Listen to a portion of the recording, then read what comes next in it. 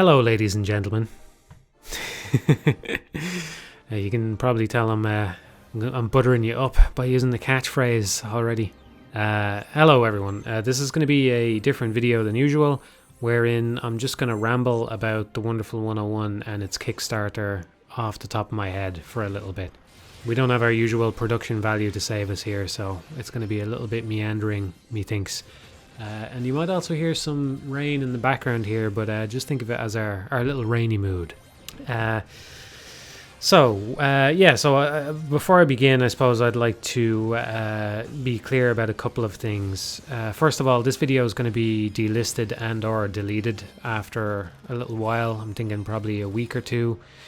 I might leave it up for the full duration of the Kickstarter that I'm talking about. That seems like maybe a good idea. I don't know. Anyway, it doesn't really fit with the rest of the channel. I don't want to clog it up. I don't want to leave it there. I don't want to take up space. This is a very relevant, current thing that's not really going to be that worthwhile anymore after a couple of weeks have gone by. So I'll be delisting it, okay? So that's all part of the plan. When it goes down, that's all part of the plan. And another thing, if you follow me on Twitter or Patreon, you know this already, most likely, but this seems like a good time to say that I don't interact with developers or publishers. I don't accept anything from developers or publishers. I don't talk to them. I'm on Twitter, so, we cross paths sometimes here and there, but I try to maintain a distance from them so as to remain impartial. So obviously that means then I have no association with Platinum, nothing in this video. This video is not sponsored, nothing like that. I put my money into the Kickstarter like anybody else, and I would like to try and convince you to do the same. So the reason for that, of course, getting into the meat of this discussion now, is The Wonderful 101 is my favorite game. I think before it came out, I didn't really have a clear favorite. I would have given you an answer, and the answer would have changed from time to time, and I think I wouldn't have been too sure about it. But ever since The Wonderful 101 came out 6 years ago, it's been my favorite game, and that hasn't changed in the time since then. In the time since then, I would say I've only found one contender, which would be Rain World. While we're praising games here, Rain World would be a forerunner for that position in my mind.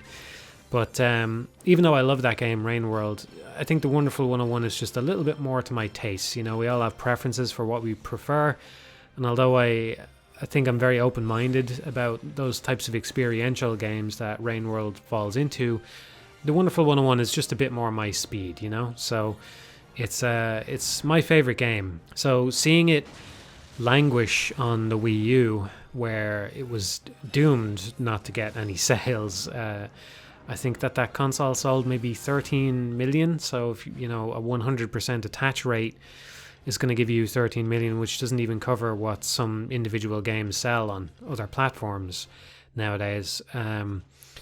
So it was never going to do well in terms of sales, and it being a new IP and maybe a little bit confusing to people on first glance, it wasn't going to do very well. And also critically as well, I don't think it did as well as I wish it had. Everybody's entitled to their opinion. Personally, I feel like maybe critics didn't give it the chance it deserved either. But I don't know. It's not that I'm that familiar with everything that was said about it. I just know that the Metacritic score is surprisingly low for what it is. But anyway, so in terms of what I feel anyway is a disparity between how the game was received, both critically and commercially, and its actual quality. The Wonderful 101 was a pretty big injustice as far as I was concerned.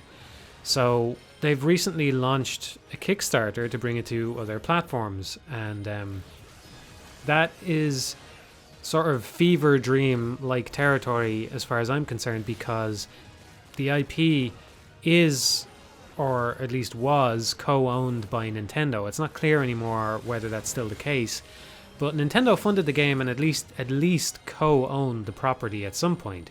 So in some sense, this will be one of the first, or the first in a long time. Maybe there's some older games that got different releases, like if we go back to I think the Mario Bros, the original Mario Bros arcade thing had a console version on some other console. So it's maybe not the first time that this has happened ever, but it's certainly a almost unprecedented event for a Nintendo game to be brought over to other systems. And my understanding from reading interviews about it is that essentially Nintendo said to them that they would publish a Switch version, but only a Switch version. And Platinum wanted to bring it to a larger audience, because I suppose, on the Switch, you still don't know if it's going to get the audience, if the audience is all there, because the Switch has a large install base, but it's not everybody, and I suppose they just wanted to bring it to other platforms, and maybe if their thinking is at all like mine, maybe they wanted to bring it to the PC so there's a better chance of it being preserved going forward, It seems like they have a lot of love for this game, which isn't really that surprising for those of us who played it. It's a very platinum game. There's a lot of platinum stuff in there, and it seemed like a lot of heroic effort was put into it, and a lot of love and care and stuff. So I think they have a soft spot for it, and maybe they wanted to see it preserved just as much as I do. But it's coming out to other systems now, and I thought that I would take this opportunity to encourage you to go and support it. That this is not something that I do. I try to stay out of these kinds of things, but I really think the game deserves it. I didn't want to rush out. See, I could do a recommendation video. I've done recommendation videos in the past, and I didn't want to rush one out because it didn't seem like the Matthew Matos's thing to do, to just go, oh well, this game is coming out now, it's got a Kickstarter and I like it, so I gotta make a recommendation video as quick as I can. If I was gonna do a recommendation video now, I would rather wait for it to come out on Steam and the Switch and stuff, and see how it performs there, and maybe get better quality footage of it, and maybe have new thoughts on how certain things have turned out, because actually one of the weakest parts of the original experience was the load times, because it's very much a game where if you enjoy it, you're going to want to play missions over and over, or you're going to want to go in and out of missions, or it's just there was even secret missions which had load times, and they're hopefully going to be vastly improved now. So that's even one of the major criticisms I would have had for the game, just wiped out instantly. And they're apparently going to make some other changes to make it a bit more friendly to newcomers. So in the same spirit there, I think I should talk a little bit about what the game is. I'll put some footage up on screen, so you should have been looking at it for the past few minutes here. But don't worry, this is all from the early parts of the game. Everything you would see here is in the first hour. You don't really have to worry about spoilers. You can hear some more of my thoughts on the game if you watch my review of it. Now, in my review, I did spoil some things. I made an effort not to spoil some things, and I did spoil other things. So you don't have to go and watch it. There's mechanical spoilers in there as well. It will show you techniques that you would ideally learn for yourself, experiment and learn and stuff. And some story spoilers in there that I think would be cool to see for yourself. If you're going to watch it, if you really are on the fence and you think that you would rather just hear my full thoughts on the game, I did a review when it came out, and you can go and watch that. I would say in this particular case, it might be better to just listen to the review, because I think you will avoid even more spoilers if you just don't look at the visuals for it. I don't recommend that for any of my other videos, or in a general sense, by the way. I put a lot of effort into getting visual samples of things that I'm talking about on the screen, okay? So don't take that as general advice. I know some of you are going to do that anyway, and I can't stop you. But if you have the time, I would like if you paid attention to the visuals going forward. So as for what the game actually is, I know it can seem one of the reasons that it failed. Okay, it's easy to blame the Wii U, and it's easy to say that, maybe Nintendo didn't market it enough, or maybe the critics weren't forgiving enough, or, whatever, right? Blame any other number of things. Part of it is just that looking at the game, it's confusing as to what it is, right? If you look at a short snippet of it, you don't really get it straight away, probably. And I understand that, okay? So I just want to simplify it for people and just say that it's basically a lot like Devil May Cry and Bayonetta. That's when you really get down to the core of the game, that's what it's like. It's a combat system. It's an intricate combat system, which you will get much better at as you play the game. There's a lot of depth to it. There's a scoring system which is practically identical to Beautiful Joe. It actually shares a lot in common with Beautiful Joe. I suppose if you've been following my channel, you're no stranger to the name Hideki Kamiya. This is a Hideki Kamiya game. This would be the end result if I was able to carry on my commentary series that I was doing. Devil May Cry, Beautiful Joe, Bayonetta, The Wonderful 101. This is that, but it took me 3 years to get the Beautiful Joe thing done, so don't count on that anytime soon. Somebody else might have to take up the mantle for Bayonetta and The Wonderful 101. We'll see. Anyway, my point is, it is very much in the same vein of those games. It carries on from those games. It's funny that like they say on the Kickstarter page, and I think this was another problem when they were advertising it as well for Nintendo. They said, I think they maybe said from the creator of Bayonetta, and they didn't advertise any other games either, right? Because those weren't Nintendo-only games, you know? But they don't say it on the Kickstarter page either, which I think is kind of a missed opportunity, because we're kind of in a bubble here. I think there's probably at least one person who's going to watch this video to this point and will go, who the fuck is Hideki Kamiya, right? They're not going to know, even though I've talked for 6 hours about his games, right? Because it's just the way it goes. Not everybody knows these things, right? So they've advertised that it's his game. But really what it is, it's a game from the director of Devil May Cry, Beautiful Joe, Okami, and Bayonetta, okay? And honestly, and this is not an exaggeration, if you like any of those games, there is something to like in The Wonderful 101. I think that's one of the most remarkable features about it, something that I kind of touched on in my review but didn't really get to the full brunt of, is that the more you understand the game, the more you see that it is actually kind of a balanced merger of those 4 games. I would say there's maybe... No, yeah, it really is kind of all 4 of them. I suppose I'll say what I mean. It's like in Beautiful Joe, right? In Devil May Cry came on to the scene, right? And juggling was a big thing, okay? But juggling hadn't really been that big a thing in Kamiya's games, at least until Bayonetta. And I think personally, when you play Bayonetta on the highest difficulty, juggling loses some of its importance again, because you can't juggle, or it's very difficult to juggle certain opponents on the highest difficulty.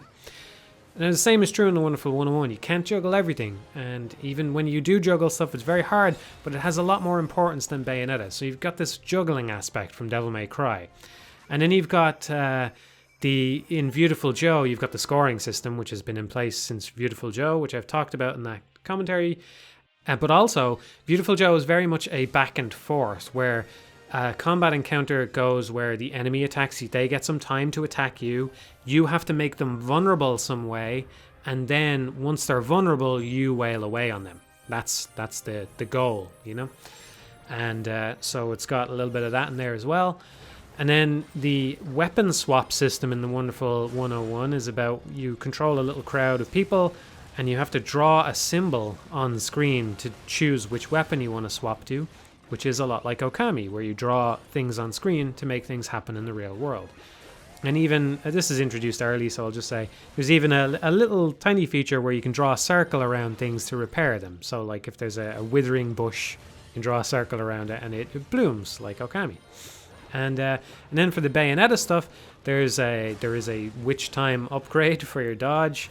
And I think just the general flow of the game is a lot more like Bayonetta, where it is quite linear and arcadey in that sense, and that you're always moving forward, but there's also quite a few divergences and twists and stuff going on. And the bosses are a little bit more like Bayonetta as well, and it's got Bayonetta's spectacle as well, and it kind of ramps that up in some ways and really runs with that. So there's a lot of different aspects to those games in there, and it's not really evident just by looking at it, but it's there. And then on top of that, all of that is just wrapped up in a really nice package. So you've got a lovely soundtrack. The soundtrack is great. The story is surprisingly good. I don't want to give anybody any like inflated expectations for it. It's not it's not high literature or anything like that, but for what it is, it's better than it has any right to be, I think, in terms of the story department. And the visuals, they're not going to be to everybody's taste, but I like that they're nice and colorful. And, I think that in particular contrasts against Bayonetta, which was way too grey. The first installment of it was just too grey. But with the Wonderful 101, they went totally the opposite way, and it's just color everywhere, and it's nice. So it's got this really nice presentation to it as well. And those are my rough thoughts on the game and my pitch to you if you haven't played it. So yeah, I really love this game, and I wanted to get the word out about the Kickstarter. I know this isn't the type of thing I normally do. I hope you'll forgive me for it, because I know it's not what people subscribe to this channel for. I know that, and it made me hesitant to do this, but I just wanted to... see, the thing is, it really did fail when it first came out. I mean, even the creators of it have joked that, only it should have been called a Wonderful 13 because only 13 people played it, right? And for a game with so much passion put into it, to see that happen, it's horrible. It's a horrible thing to see. And the last thing I want is for that to happen again. Now, I know you could all go buy it after it comes out, and maybe you should do that. I will say that right now. Maybe you should do that. Personally, I would prefer you buy in now, because there's stretch goals on the Kickstarter and we all get free DLC if you do that now. But I should say as well that I have no affiliation with the Kickstarter, and as of right now, I have no idea how the game runs on the Switch or on the PC or anything like that. Okay, I don't know anything like that. For all I know, it could be a disappointing port. Now, the reason I find that very hard to believe that will happen is because this is Platinum's premiere, this is their debut of self-publishing. I think it's a game that they really love as well internally. So I don't think they're going to mistreat this one. I think if any port they do is going to be good, it would want to be this one, because all eyes are going to be on it to see what we can expect from them going forward. That's my theory anyway. You can decide for yourself whether I'm just letting my love of the game cloud my judgment on that one. Could be. I have no idea, right? My gut says that the Switch version is going to be great. I think that that one is probably a lock for, just, fine. Not going to be any problems with it, really. The frame rate might still dip on that a little bit, because it could get rough in some places on the Wii U version, and if you look at the Bayonetta Switch one, that dips down to about 50 frames per second sometimes in some cases. I think that Bayonetta 1 had kind of similar performance to the Wonderful 101 on Wii U in terms of frame rate and stuff, from what I saw. So if you're looking at a similar jump, then you're looking at maybe dips into the 50 frames per second sometimes. I don't know. They're trying to run it at 1080p, which that is a resolution bump compared to the Switch version of Bayonetta, so you could be in for rougher frame rates there. Personally, I have to imagine that it will be an improvement over the Wii U, even if it's not ideal. Probably going to be an improvement. And the load times should be much, much better, which are one of the bigger problems that I had with the original release. Because, like I said, it's very much a game that if it clicks with you, it's going to inspire a desire for mastery. You're going to want to go back and replay missions and get better ranks on them and stuff like that. And having to go through a load screen every time could really kill your motivation to do that. Because they were much longer than they should have been on the Wii U version. As for the PC version, well, they said that, first of all, for the PS4, they said that the PS4 Pro version will go up to 4K. They haven't said that about the PC release, strangely. I'm hoping that's an oversight or a miscommunication on their end. If it's not, hopefully it can be modded or patched or something like that. I don't know. And also they revealed there was a stretch goal for 1.5 million, which unlocked a DLC mission that's going to be free to backers. And again, I have no idea what the quality of that is going to be like. But I really think they've taken a good approach with the Kickstarter in that they decided not to focus on inserting content into the main game. So if you haven't played the game, that might seem strange to you that they wouldn't, try to cram more in there. The thing is, this is just another little nail in the coffin that was the Wonderful 101 before it came out. I remember before it came out, Kamiya made a tweet along the lines of how he doesn't pad out his games, or he doesn't want his games to be any longer than they need to be, or something along those lines. He said something sort of vague along those lines, and people took it and ran with it and said, well, the Wonderful 101 might turn out to be short or whatever. It actually turned out to be by far the longest game of its type. I think it's kind of a silly complaint to throw against Platinum Games because of the style of game that they are. But if you're somebody who criticizes them for being too short, like say Revengeance, too short, that is definitely not the case with the Wonderful 101. It is not a short game in the slightest. It's very long. I think that there's a better argument to be made that it's too long than too short. So that's certainly not a complaint to be made against it. So they haven't really focused on inserting new bits into missions or anything like that. They're doing side content. They think that they're happy with the game for the most part as it is. Apparently they're going to make some adjustments to bring people into it a bit easier, make the tutorials a bit easier and stuff like that.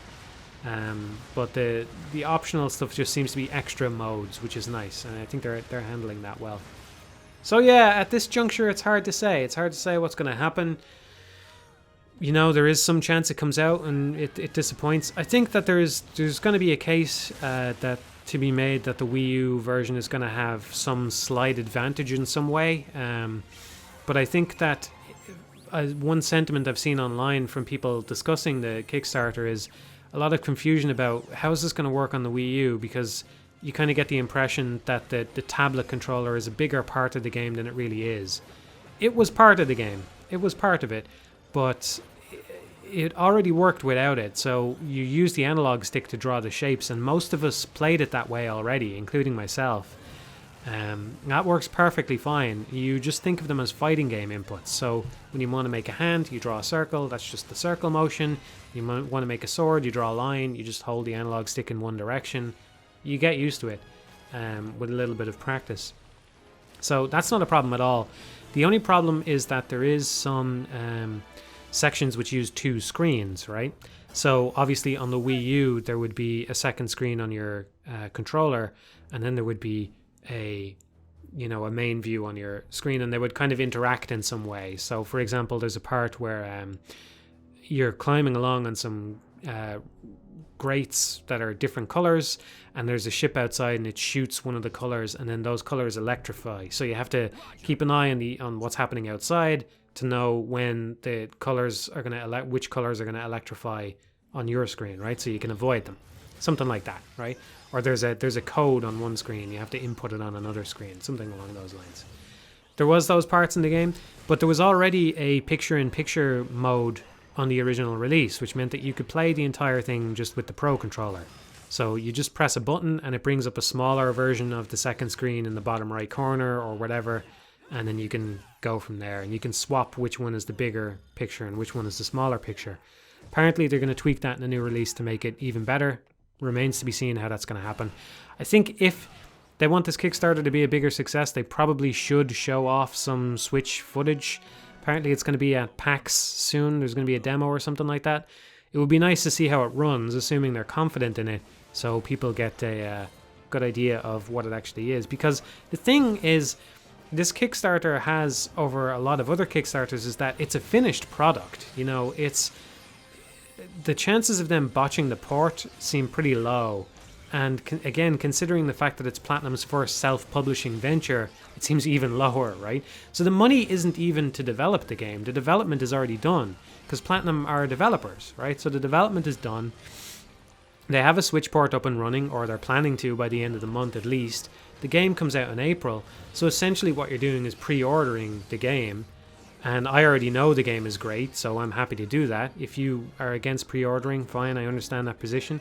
I only do pre-order stuff for developers that I have a lot of faith in, or developers that I would be okay supporting even if they disappointed me, right? So even if the game turned out to be a disappointment, I would be like, okay, whatever, consider it a little investment in that developer's future, So I actually don't pre-order many games myself. So again, if you are opposed to that, I totally understand, no worries. But yeah, it's essentially a pre-order And I think that they should maybe capitalize on that a bit more by showing it off, because that's something that they have over other Kickstarters. There's going to be a product in your hands in 2 months. Most other Kickstarters can't say the same thing, and we already know that the product is good, or at least I think it's good, and a lot of other people think it's good as well. So yeah, this became one big ramble. I'm trying to think if there's any. I should have wrote down some bullet points of things to hit. I'm trying to think if there's anything else I should hit. I've already reviewed the game, but I tried to come up with a succinct way of describing it on Twitter the other day, and the best thing I could come up with was, I think it's the longest, most varied, and arguably most intricate arcade game in existence. So if that sounds appealing to you at all, if you like the arcade sensibility, or you just want to go through a cool thing where you turn into giant disembodied weapons and smack shit around, that's fine too. But I think there's something for you to enjoy here, and yeah, it's really, the problem is just that it looks more niche than it really is. If you just give it some time, and I don't even mean a lot of time, I think that you can really, if you pay attention and just try and focus on the things that you can do and how you can do them, I think you can really come to grips with this game in just an hour or two, and then just get better from there. You can really start enjoying yourself pretty quickly. But yeah, it's niche, but it's not as niche as you might be leading yourself to believe. That's my point. But then again, I say that about a lot of games. I tried to get everybody to play the Zachtronics games, and they're not as niche as they look either. I think it really is. A lot of games, their bark is worse than their bite, and the Wonderful 101 is one of them. So yeah, I hope that if you give it a shot, you would have a good time. I understand if you want to wait until the Kickstarter is over and see how people feel about the end result of it. But I just thought I would take this opportunity because I don't want to see the game bomb again. I would rather see them have a really successful campaign and come out of that feeling good, and get me some more DLC missions, yeah, that's about it. So thanks for listening to me ramble. I have no idea how useful this was. You can, and maybe now you understand why I script my videos. Yeah. So that's that for now. I'm working on some other stuff, and I hope to be back soon. I'm probably, since you got this far, I suppose I can tell you what I'm doing next. Probably going to put out some smaller videos next. I figured that would be a nice change of pace after the Beautiful Joe commentary. So I'm kind of leaning in to do the opposite. We'll see how that turns out. Sometimes I change focus depending on what's happening, and we'll see how it goes. But that's the plan right now. And yeah. I'll talk to you soon, okay? That's it. I'm done. Thanks. Hey everyone, I'm back again already. I just listened to what I recorded there, and I think I lived up to my promise to go on a bit of a ramble. We're already at half an hour, so I won't keep you much longer. I did want to say a couple more things though. I think that I kind of got hung up on an intellectual curiosity for a little while there, by which I mean the fact that the game, The Wonderful 101, is kind of an amalgamation of Kamiya's prior 4 games in some way. I think that's very interesting. It's something that's, I don't really know that has ever really happened before in that way. I think that obviously directors always gain skill and reuse certain things that they've done in the past, but it's just with how different those 4 games were, particularly with Okami and Beautiful Joe in the mix as well. I think it's just interesting to see all those little bits and pieces come together in one game. But that doesn't actually tell you why you should play it. So I just want to reiterate that it is a great action game. It's a fantastic action game. I'll be upfront and open with you and say that there's a lot of minigame style stuff in there as well. But what it is it's strung together into a really satisfying campaign, which just means you're always thrown into new situations, you're always learning, you're always unlocking more stuff, getting better, and it's just really enjoyable to replay. And even if you only do one playthrough, which isn't the ideal way to experience it, but even if you do, I think that you will walk away satisfied. So if what I said about it being an arcade game turned you off, maybe question that, because it's a good ride. If you're just going to treat it as a ride that you are along for, you won't get as much out of it as somebody who is willing to go back in and explore and do more with it. But it's a good ride, and It's just very enjoyable. It's a great campaign. There's tons of hidden stuff to find if you go through it again. Lots of techniques to master and all that kind of stuff. So it's just a great game, more than an intellectual curiosity that only somebody like me is going to care about, right? Another thing I wanted to say is that I think I held back my enthusiasm in the last half an hour because I know what it's like to drop money on a game and be disappointed. It's not good, you know? Even as somebody who games are my primary hobby and basically one of the only things I spend money on, they would be the only thing I would spend money on if I could help it. I know what it's like to drop money on a game and be disappointed and feel like the money was wasted, and it hits you hard, and you know it's not good, and I don't want to lead anybody astray like that. And there's two things I want to say about that, which is, first of all, for how few people played it, it's remarkable over the years how many people I've seen say that The Wonderful 101 is their favorite or one of their favorite games. The ratio seems totally off there. It seems totally unusual in that there's a lot of people that really love this game considering how few people played it. So I think statistically speaking, the game is a good bet. Like if you are worried about betting your money on a game, you know, you're trying to decide which one do I want to bet on, it's always tempting to go for the safe bet. But, you know, when you go with a safe bet, you know what you're getting. You're probably not getting your next favorite game out of it. You're getting something that you will enjoy and you'll put away and you'll be content with. And so with The Wonderful 101, yeah, you're making a bet because it's a little bit different. But I think the chances of you walking away having won that bet is higher than with a lot of other games. It's probably not even 50-50 because no game is, you know. It's just a matter of fact that for any given game, most people are going to walk away from it saying, that was good, or that was okay, or, you know, they're going to walk away. But there's always going to be some percentage of people that walk away with a much better impression. And I just think that ratio seems a lot higher with The Wonderful 101. So if you're put off by it because it looks weird, I think that might allay your fears a little bit. It's a bet, but it does seem like a good bet to me. It's entirely possible I live in a wonderful echo chamber, but what can I say? And another thing I wanted to say, what was it I wanted to say? Oh, I've forgotten. That's great. It's great to sit in front of a microphone and forget what you wanted to tell a load of people. Hang on, it'll come to me. Just wait. Maybe I should whistle. I'll give you another whistle while you wait. Oh yeah, I think what I wanted to say was that it's the kind of game you really need to get your hands on to form a proper opinion of. You know, you can't look at it and decide that it's not for you and be totally sure about that. So I suppose this is my way of just encouraging you to make that leap and try it for yourself.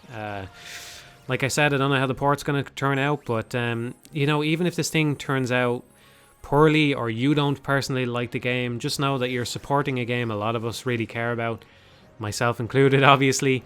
I'm going to let my enthusiasm shine through here for real. I love this game. It's my favorite game.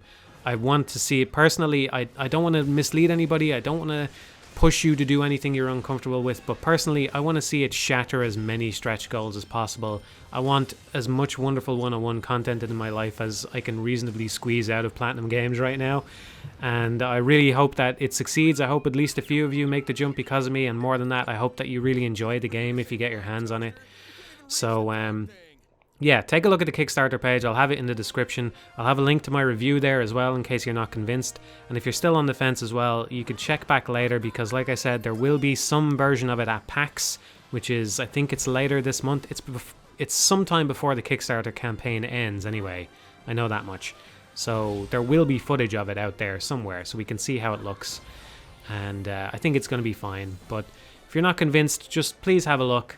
And yeah, that's it. I'm enthused. I'm looking forward to it. I mean, I'm already happy. It's got the ports are already confirmed. You know that they hit those stretch goals. There's even a little bit of DLC coming. Probably gonna get to the 2 million before it ends. I would really hope so.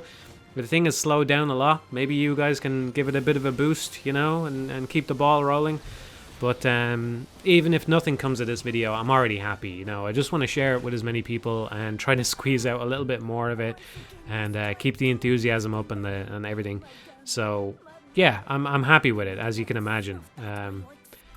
Yeah, it's I'm looking forward to it. Oh yeah, I never said as well. Maybe this is another incentive for you. I'm almost certainly going to put out some kind of video about the Wonderful 101 now. I mean, I don't know, there could be multiple, because I've even tried to write some over the years and scrapped them because it seemed kind of like a waste of time, and I wasn't sure if anybody was interested. But we're full steam ahead now. You know, ideally I would like to do that commentary video someday, but obviously that takes a long time.